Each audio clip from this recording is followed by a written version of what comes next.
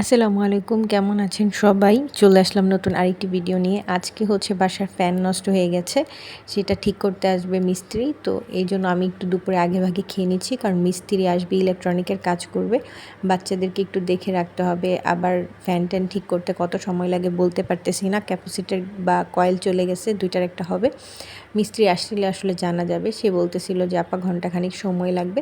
Call দিছি, পরে বলল যে আসতে সময় লাগবে। তো আমি ভাবলাম এই ফাঁকে আমি খেয়ে নিই। উনি অলরেডি চলে আসছে। আমার ফ্যান একটা আগের থেকেই নষ্ট ছিল, শীতকাল ছিল বলে আমি আর ঠিক করাইনি, কারণ ডাইনিংয়ে আমার 2টা ফ্যান আর হচ্ছে আর কালকে একটা নতুন নষ্ট হয়েছে, তো 2টাই উনি দেখে দিচ্ছে।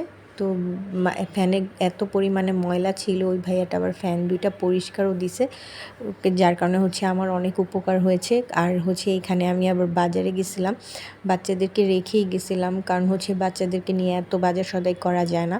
আর আমার হাজব্যান্ড আবার হচ্ছে তেমন ভালো জিনিস আনে না, সব পচা টচা ঝাবি সব কিছু আনে, ওলটপালট আনে।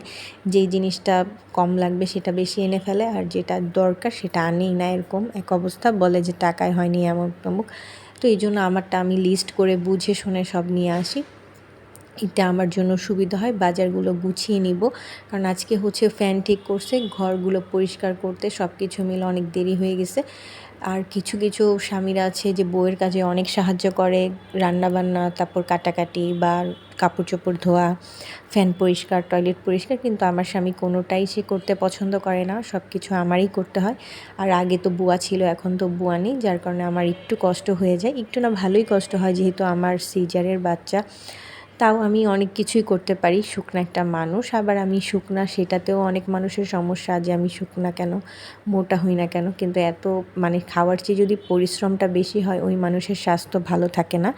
আর যদি ঘুম কম হয়, ছোট যেহেতু বাচ্চা আছে, একজন অসুস্থ থাকলে একজন সুস্থ থাকে, আর আবার আরেকজন সুস্থ থাকলে আরেকজন অসুস্থ থাকে, এভাবে আসলে হয়ে ওঠে না।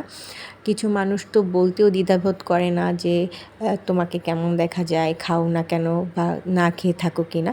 তো মানুষের নিচু মনের যারা, তারা হচ্ছে নিচুভাবেই চিন্তা ভাবনা করে আপনাকে খোঁচা মেরে কথা বলবে।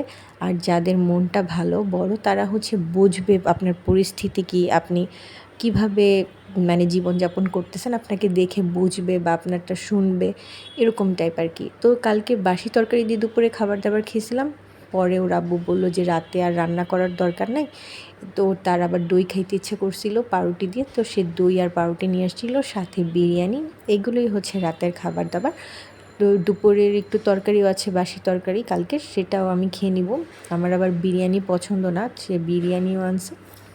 বাচ্চা আবার পাউরুটিগুলো নষ্ট করবে, তাই আমি বলতেছিলাম যে তুমি তো এতগুলা খেতে পারবে না। ও বলতেছে না, আমি এগুলোই খাবো।